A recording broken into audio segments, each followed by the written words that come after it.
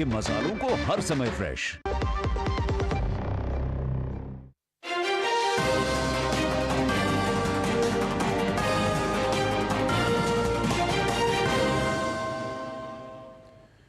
नमस्कार, आप देख रहे हैं समाचार। आपके साथ मैं हूं पराक्रम सिंह शेखावत। बताएंगे आपको इस वक्त की बड़ी खबरें। समाचार की शुरुआत सुर्खियों के साथ। पश्चिम बंगाल के दौरे पर टीएमसी सरकार पर गरजे अमित शाह। कहा, टीएमसी ने बनाया बंगाल को अपराध और भ्रष्टाचार का गढ़। ममता सरकार को उखाड़ फेंकने का किया आह्वान। 2026 के चुनाव को सत्ता परिवर्तन नहीं, राष्ट्रीय सुरक्षा का बताया सवाल।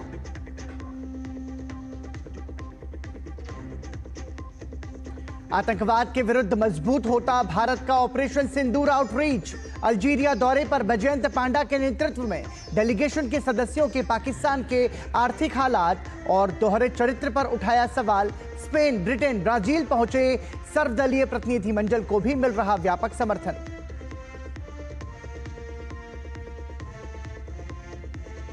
कल से शुरू होने वाले 81वें IATA सम्मेलन में प्रधानमंत्री नरेंद्र मोदी मुख्य वक्ता के रूप में करेंगे शिरकत। 1700 से अधिक वैश्विक प्रतिनिधि, CEO और नीति निर्माता होंगे शामिल। सतत विकास, नवाचार और वैश्विक संपर्क पर होगी चर्चा। अर्थव्यवस्था के मोर्चे पर एक और राहत भरी खबर। GDP के बाद GST कलेक्शन में भी उछाल दर्ज। मई में ग्रॉस GST कलेक्शन 16.4% बढ़कर 2.01 लाख करोड़ रुपए के पार।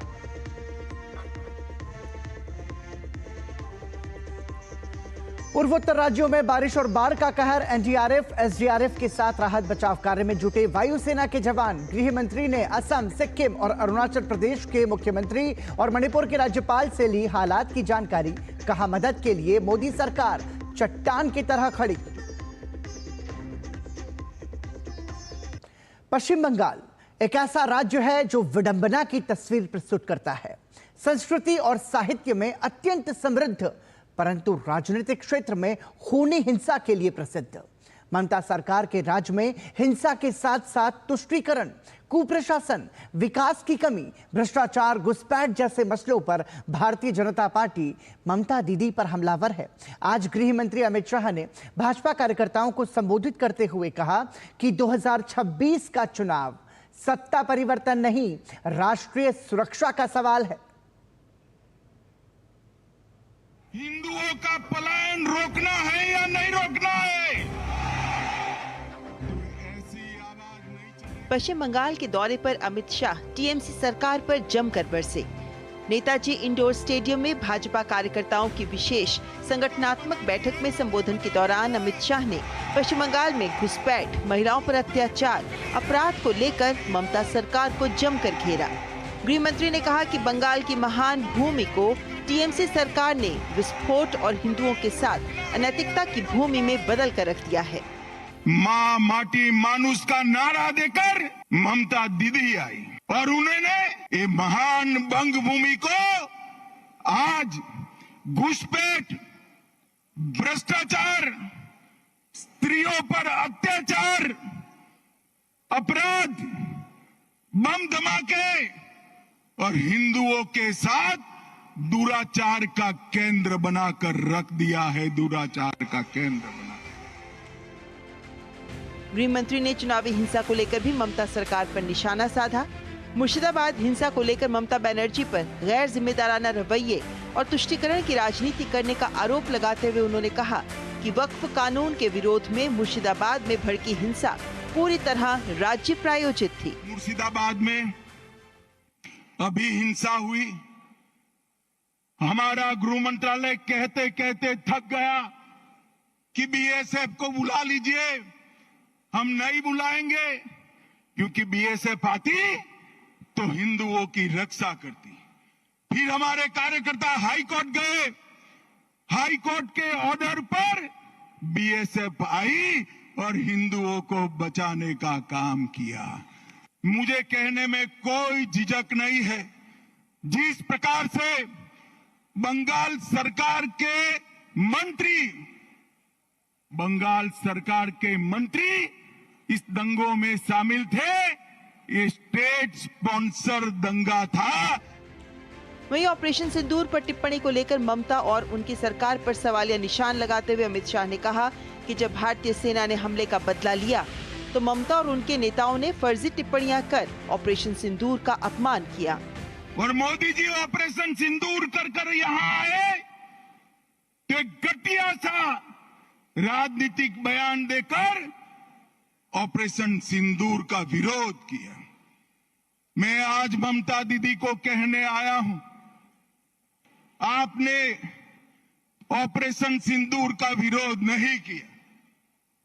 आपने इस देश की करोड़ों माताओं बहनों की भावनाओं के साथ खिलवाड़ किया है, खिलवाड़ किया। आने वाले चुनाव में ऑपरेशन सिंदूर पर सवाल उठाने वाली ममता जी को सिंदूर की कीमत बंगाल की माताएं बहनें जरा समझा दे, सिंदूर का अपमान करने का क्या मतलब। बंगाल दौरे में गृह मंत्री अमित शाह ने ममता बनर्जी सरकार पर तीखा हमला बोलते हुए लोगों से भ्रष्टाचार और तुष्टीकरण की राजनीति से आजादी के लिए 2026 में भाजपा को समर्थन देने का आह्वान किया। Bureau report, green news. जय जय श्री राम। इससे पहले गृह मंत्री अमित शाह ने कोलकाता के न्यू टाउन में 88 करोड़ रुपए की लागत से निर्मित केंद्रीय फोरेंसिक विज्ञान प्रयोगशाला CFSL के नए भवन का उद्घाटन किया। गृह मंत्री अमित शाह ने कहा कि पश्चिम बंगाल, बिहार, झारखंड, ओडिशा, असम और पूर्वोत्तर भारत में आपराधिक न्याय प्रणाली को मजबूत करने में महत्वपूर्ण योगदान मिलेगा। अमित शाह ने अपराधियों की धरपकड़ में फोरेंसिक विज्ञान महत्वपूर्ण बताते हुए कहा कि इसकी जागरूकता को लेकर अगले साल जनवरी से विशेष देशव्यापी अभियान शुरू किया जाएगा। जनवरी 26 से एक क्लस्टर अप्रोच से फोरेंसिक साइंस को थाने तक पहुंचाने का अप्रोच, फोरेंसिक साइंस के उपयोग को एविडेंस में महत्व देने के लिए हर कोर्ट तक पहुंचाने का एक प्रक्रिया, हर छोटे से छोटे थाने में बैठा इन्वेस्टिगेशन करने वाले व्यक्ति को इसका महत्व समझाने का एक अभियान हम जनवरी 26 से चालू करेंगे। और इसके माध्यम से समग्र देश की क्रिमिनल जस्टिस सिस्टम को हम तर्क की जगह एविडेंस बेस बनाएंगे, जिससे संदेह की कोई गुंजाइश नहीं रहेगी, शक का लाभ दोषियों को नहीं मिलेगा और जो पीड़ित है उसको न्याय मिलेगा। गृह मंत्री अमित शाह ने कहा कि प्रधानमंत्री नरेंद्र मोदी के नेतृत्व में नए भारत में नए कानून के साथ देश आगे बढ़ रहा है। नरेंद्र मोदी जी के नेतृत्व में भारत सरकार ने खत्म कर नए भारत के नए कानून लेकर हम आगे बढ़े हैं और लोगों को न्याय दिलाने की दिशा में मैं मानता हूं कि ये एक क्रांतिकारी बदलाव है। अब प्रमाण के अभाव में दोषी निर्दोष नहीं छूट जाएंगे, इसका मुझे पूरा भरोसा है। ये कानून में लगभग 60% केसों में हमारे लोगों को सालों पुरानी आदत बदलकर अब 60 दिन के अंदर चार्जशीट होने लगा है। ये बहुत अच्छी उपलब्धि। वैश्विक विमानन क्षेत्र में भारत की उभरती ताकत को रेखांकित करते हुए नई दिल्ली में 81वां IATA सम्मेलन शुरू हो रहा है। 1 से 3 जून 2025 तक चलने वाले इस आयोजन की मेजबानी इंडिगो कर रहा है, जो 1983 के बाद भारत में पहली बार हो रहा है। 1700 से अधिक वैश्विक प्रतिनिधि, CEO और नीति निर्माता इसमें शामिल होंगे। इस सम्मेलन में प्रधानमंत्री नरेंद्र मोदी मुख्य वक्ता के रूप में शिरकत करेंगे। वैश्विक विमानन क्षेत्र में उभरते कौशल की वजह से पूरे विश्व की निगाहें भारत पर हैं। इसे और ज्यादा प्रोत्साहित किए जाने को लेकर दुनिया के प्रमुख हवाई उद्योगों से जुड़े प्रतिनिधि 81वें अंतर्राष्ट्रीय वायु परिवहन संघ में हिस्सा लेंगे, जिसका आयोजन नई दिल्ली में हो रहा है। ये 1983 के बाद पहला मौका होगा जब ये भारत में आयोजित हो रहा है। इसकी मेजबानी इंडिगो कर रहा है। 1 से 3 जून तक चलने वाले इस सम्मेलन में दुनिया भर से 1700 से ज्यादा प्रतिभागी हिस्सा ले रहे हैं, जिनमें सीईओ, नीति निर्माता और मीडिया प्रतिनिधि शामिल होंगे। It gives a good foundation, a base on which India to build further and carry on from having been the 4th largest to now becoming the 3rd largest aviation market in the world. I think the trajectory is indeed right. कार्यक्रम में प्रधानमंत्री नरेंद्र मोदी मुख्य वक्ता होंगे, जो वैश्विक विमानन मंच पर भारत की बढ़ती भूमिका को दर्शाता है। वार्षिक आम सभा के बाद आयोजित होने वाला विश्व वायु परिवहन शिखर सम्मेलन विमानन क्षेत्र के भविष्य पर केंद्रित रहेगा, जहां सतत विकास, नवाचार और वैश्विक संपर्क जैसे अहम मुद्दों पर चर्चा होगी। Reference to India, it is now the 3rd largest aviation market in the world.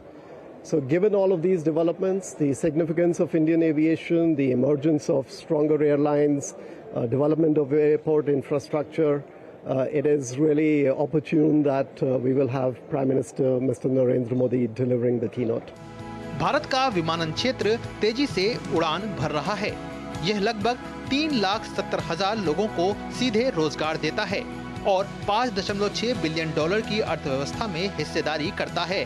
पर्यटन और अप्रत्यक्ष प्रभावों को मिलाकर ये आंकड़ा बढ़कर 77 लाख नौकरियों और $53.6 बिलियन का योगदान बन जाता है, जो भारत के सकल घरेलू उत्पाद का 1.5% है। जब वैश्विक विमानन उद्योग अपने भविष्य की दिशा तय कर रहा है, तो दुनिया की निगाहें टिकी है नई दिल्ली पर। रिकॉर्ड भागीदारी और उच्च स्तर की बातचीत के साथ भारत न सिर्फ IATA की मेजबानी कर रहा है, बल्कि नेतृत्व भी दे रहा है भारत मंडपम में। कैमरा पर्सन अनिल ठाकुर के साथ मैं तापस भट्टाचार्य, दूरदर्शन समाचार, दिल्ली। अंतर्राष्ट्रीय मंचों पर पाकिस्तान के आतंकवाद को समर्थन देने की नीतियों को उजागर करने के उद्देश्य से भारतीय प्रतिनिधिमंडल इन दिनों विभिन्न देशों के दौरे पर है। दौरे के दौरान एक रणनीतिक प्रयास के तहत भारतीय प्रतिनिधिमंडल आतंकवाद के खिलाफ सख्त कदम उठाने के लिए अन्य देशों से समर्थन प्राप्त करने की कोशिश कर रहा है।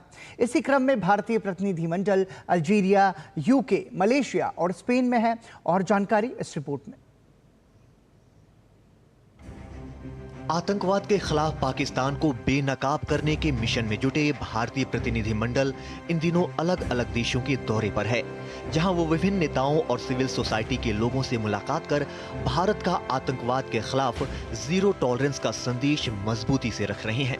इसी कड़ी में भाजपा सांसद बैजयंत पांडा के नेतृत्व में सर्वदलीय प्रतिनिधिमंडल ने अल्जीरिया के विदेश मंत्री के साथ बातचीत की। दल के सदस्य AIMIM प्रमुख और सांसद असदुद्दीन ओवैसी ने कहा, आतंकवाद के प्रमुख प्रायोजक पाकिस्तान पर नियंत्रण करना विश्व शांति के हित में है। वहीं भाजपा सांसद निशिकांत दुबे ने खस्ता हाल अर्थव्यवस्था के बावजूद पाकिस्तान के आतंक को पनाह देने के रवैये पर सवाल उठाया। यू विल बी सरप्राइज्ड कि 80% जो उनकी इकोनॉमी है that is on loan only, क्योंकि वो सारा का सारा पैसा पब्लिक वेलफेयर में नहीं खर्च करके, डेवलपमेंट में नहीं खर्च करके, वो केवल और केवल भारत के खिलाफ डिफेंस में खर्चा करते हैं। Terrorism has emanated from our neighboring country and they have patronized them, they have trained terrorists. Punjab now is peaceful, but terrorism continues by Pakistan, because Pakistan is the epicenter of Takfirism. And there is no difference of ideology between the terrorist groups in Pakistan and Daesh and in Al-Qaeda. इसी कड़ी में भारतीय सर्वदलीय प्रतिनिधिमंडल ने United kingdom के दौरे पर भाजपा सांसद रविशंकर प्रसाद के नेतृत्व में लंदन में उच्चायुक्त विक्रम दुरई स्वामी से मुलाकात की। जेडीयू सांसद संजय कुमार झा के नेतृत्व में सर्वदलीय संसदीय प्रतिनिधिमंडल ने मलेशिया की राजधानी कुआलालंपुर में आतंकवाद के खिलाफ स्वर मुखर किया। प्रतिनिधिमंडल ने मलेशिया में भारतीय समुदाय के लोगों से भी मुलाकात की। दल के प्रमुख संजय कुमार झा ने कहा कि भारत पाकिस्तान प्रायोजित आतंकवाद को दुनिया भर में मजबूती के साथ बेनकाब कर रहा है। The other part, Indian government had decided that we will go across the world. We will send a delegation. The message should go, the entire country is one. Message should go when it comes to country's interest, when it comes to peace, when it comes to fight against terrorism, entire 1.4 billion are together. That is why we are from all the party, all the religion, and across the country in this, you are seeing us here. वहीं DMK सांसद कनिमोझी के नेतृत्व में सर्वदलीय प्रतिनिधिमंडल का छठा group Madrid पहुंच गया है। स्पेन में भारत के राजदूत दिनेश के पटनायक ने भारतीय डेलीगेशन का स्वागत किया। प्रतिनिधिमंडल ने मैड्रिड में महात्मा गांधी की प्रतिमा पर पुष्पांजलि अर्पित की। इस दौरान प्रतिनिधिमंडल ने भारतीय समुदाय से भी मुलाकात की और उनसे बातचीत की। वहीं कोलंबिया में अपनी यात्रा समाप्त करने के बाद कांग्रेस सांसद शशि थरूर के नेतृत्व में सर्वदलीय प्रतिनिधिमंडल का समूह 5 ब्राजील के ब्रसालिया पहुंचा। भारत के ये सभी प्रतिनिधिमंडल अलग अलग देशों में जाकर पाकिस्तान के झूठ को उजागर कर रहे हैं तो आतंकवाद के खिलाफ भारत की लड़ाई में समर्थन जुटा रहे हैं। Bureau report, DD news. NCP नेता शरद गुट के नेतृत्व में इथियोपिया पहुंचे सर्वदलीय दल में शामिल भाजपा नेता राजीव प्रताप रूडी ने कहा, इथियोपिया में सभी इस बात से सहमत हैं कि पाकिस्तान एक आतंकवादी देश है और उसे सुधरना पड़ेगा। हर मिलने वाला प्रतिनिधि ये मानता है कि भारत के पास आत्मसुरक्षा का अधिकार है और पहलगाम में जिस प्रकार से हत्याएं की गईं, वो दुनिया को स्वीकार नहीं है। वरिष्ठ मंत्रिमंडल के सदस्य से मिले हों, पार्लियामेंट के सदस्यों से मिले हों और या फिर लोकसभा के इनके असेंबली के अध्यक्ष से मिले हों, इनके मंत्रियों से मिले हों, सब इस बात से सहमत हैं कि पाकिस्तान एक आतंकवादी देश है और उसे सुधरना पड़ेगा।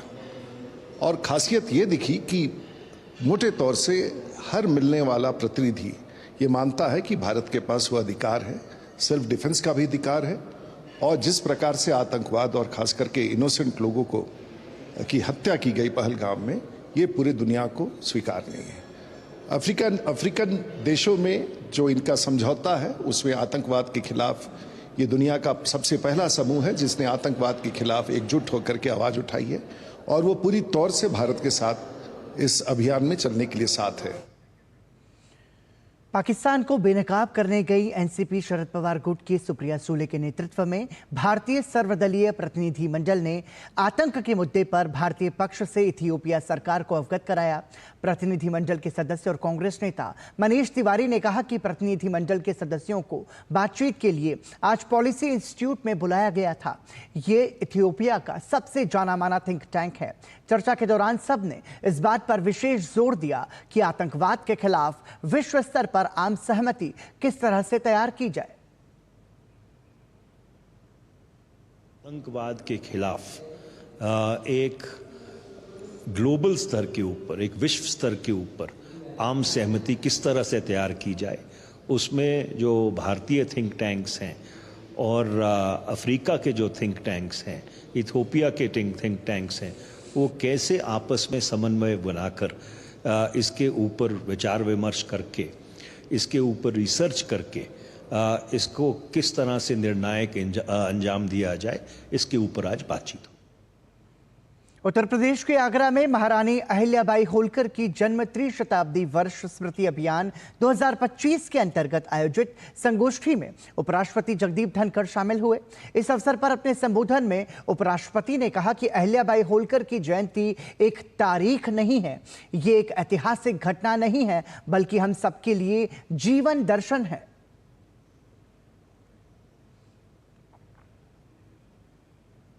लोक माता अहिल्याबाई होलकर की जयंती एक तारीख नहीं है, एक ऐतिहासिक घटना नहीं है, ये हम सब के लिए जीवन दर्शन है। हमें आज के दिन प्रेरणा लेनी पड़ेगी, संकल्प लेना पड़ेगा कि हम उनके आदर्शों पर चलेंगे। उस कठिन समय में वो महान भारत की परंपरा की प्रतिनिधि थी। केंद्रीय कृषि मंत्री शिवराज सिंह चौहान ने आज भाजपा सांसद अरुण गोविल के साथ उत्तर प्रदेश के मेरठ में किसानों से बातचीत की। इस दौरान केंद्रीय मंत्री शिवराज सिंह चौहान ने कहा कि कृषि भारतीय अर्थव्यवस्था की रीढ़ है और किसान उसकी आत्मा है। कृषि भारतीय अर्थव्यवस्था की रीढ़ है और किसान उसकी आत्मा। किसान अन्नदाता है तो किसान जीवनदाता भी है। अगर वो पैदा ना करे तो लोग खाएं क्या। और किसानों की सेवा मेरे लिए भगवान की पूजा है। कृषि मंत्री इसीलिए होता है। मैं जब कृषि मंत्री के रूप में अपने आप को देखता हूं तो मुझे दिनों रात चैन ही नहीं पड़ता। और अच्छा कैसे करें, और बेहतर कैसे करें। किसान मेरे रोम रोम में रमा है और खेती मेरी हर सांस में बसी है।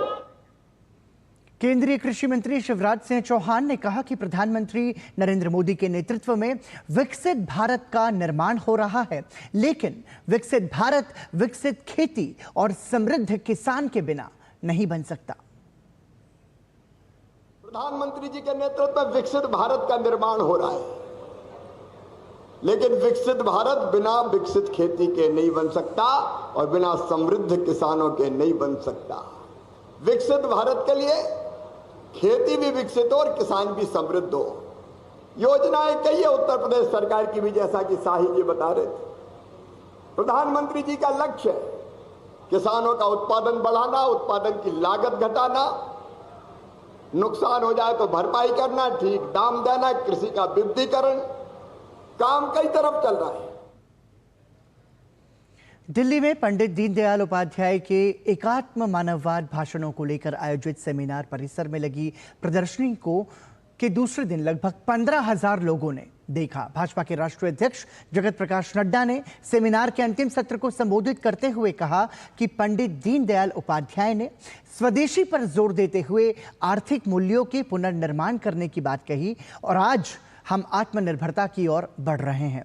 आज भारत दुनिया का चौथा बड़ा अर्थव्यवस्था वाला देश बन गया है। जेपी नड्डा ने कहा कि इलेक्ट्रॉनिक गैजेट्स में 70,000 करोड़ का हमारा एक्सपोर्ट हो गया है। मोदी जी के नेतृत्व में हम ये कह सकते हैं कि we are now the 4th largest economy और हम आत्मनिर्भरता की ओर अग्रसर हुए हैं। स्वदेशी के तरीके से हम आगे बढ़ रहे हैं। इलेक्ट्रॉनिक गैजेट्स में हम 70,000 करोड़ का हमारा एक्सपोर्ट हो गया है। आज से 10 साल पहले हम 92% मोबाइल्स इंपोर्ट करते थे। आज हम 97% मोबाइल्स भारत बना रहा है और भारत एक्सपोर्ट कर रहा है। कार्यक्रम को संबोधित करते हुए तमिलनाडु भाजपा की पूर्व अध्यक्ष और पूर्व आईपीएस अधिकारी के अन्नामलाई ने भारत की विस्तृत संस्कृति और सभ्यता के बारे में विशेष रूप से चर्चा की। Just a civilizational marker, the Kashi temple alone, Vishwanath temple, just a civilizational marker, where all of our heart beats for Kashi. It doesn't matter in which part of Bharat we live. If we take only that Kashi as an example, 1194 Qutbuddin Aibak came and destroyed the temple. King Vishwarupa from Bengal Sena dynasty, he comes to Kashi. In 1212 he puts a victory pillar.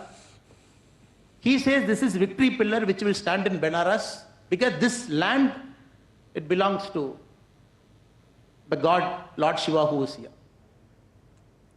उम्मीद से बेहतर GDP data आने के बाद अर्थव्यवस्था के मोर्चे पर एक और राहत भरी खबर आई है। मई में ग्रॉस जीएसटी कलेक्शन 16.4% बढ़कर 2.01 लाख करोड़ रुपए से ज्यादा का हो गया। जीएसटी कलेक्शन में यह उछाल अप्रैल में रिकॉर्ड हायर कलेक्शन के बाद आया, जब रेवेन्यू ने 2.37 लाख करोड़ रुपए के ऑल टाइम हाई लेवल को छू लिया था। मई में घरेलू लेन देन से ग्रॉस रेवेन्यू 13.7% बढ़कर लगभग 1.50 लाख करोड़ रुपए हो गया, जबकि आयात से जीएसटी राजस्व 25.2% बढ़कर 51,266 करोड़ रुपए का रहा। मई में gross central GST revenue 35,434 crore रुपए, स्टेट जीएसटी रेवेन्यू 43,902 करोड़ रुपए और इंटीग्रेटेड जीएसटी लगभग 1.09 लाख करोड़ रुपए का रहा। सेस से राजस्व 12,879 करोड़ रुपए रहा। मई 2024 में ये संग्रह 1,72,739 करोड़ रुपए का था। इसके अलावा नेट जीएसटी कलेक्शन लगभग 1.74 लाख करोड़ का रहा, जो साल दर साल आधार पर 20.4% की वृद्धि दिखाता है। पिछले 24 घंटे में देश में कोरोना के 363 नए मामले सामने आए हैं और 383 मरीज ठीक हुए हैं। विशेषज्ञों का कहना है कि कोरोना का नया वेरिएंट मध्यम संक्रामकता वाला है और चिंता करने की कोई बात नहीं है। मौजूदा समय में देश में 3,758 कोरोना संक्रमितों का इलाज चल रहा है। छत्तीसगढ़ में सुकमा जिले के जगरगुंडा थाना क्षेत्र में जिला बल और सीआरपीएफ 165 बटालियन की संयुक्त कार्रवाई में 3 सक्रिय हार्डकोर नक्सली गिरफ्तार किए गए हैं। इसमें 2 नक्सलियों पर 8-8 लाख और एक पर 5 लाख रुपए का इनाम घोषित था। बांग्लादेश में अंतर्राष्ट्रीय अपराध न्यायाधिकरण ने रविवार को पूर्व प्रधानमंत्री शेख हसीना और पूर्व गृह मंत्री असदुज्जमा खान कमाल की गिरफ्तारी के लिए वारंट जारी किया। मानवता के खिलाफ कथित अपराध से जुड़े आरोपों में ये वारंट जारी किया गया है। न्यायमूर्ति गुलाम माठरूजा की अध्यक्षता वाली आईसीटी की 3 सदस्यीय पीठ ने हसीना, असदुज्जमा और पूर्व पुलिस जनरल आईजीपी अब्दुल्ला अल मामून के खिलाफ आरोपों को स्वीकार करने के बाद यह आदेश पारित किया। यूनाइटेड न्यूज ऑफ बांग्लादेश की रिपोर्ट के अनुसार आईसीटी ने मामले में मामून को गिरफ्तार भी कर लिया है। और इसी के साथ ही समाचार में अभी के लिए इतना ही, लेकिन डीडी न्यूज पर खबरों का सफर जारी है। दीजिए अनुमति। नमस्कार।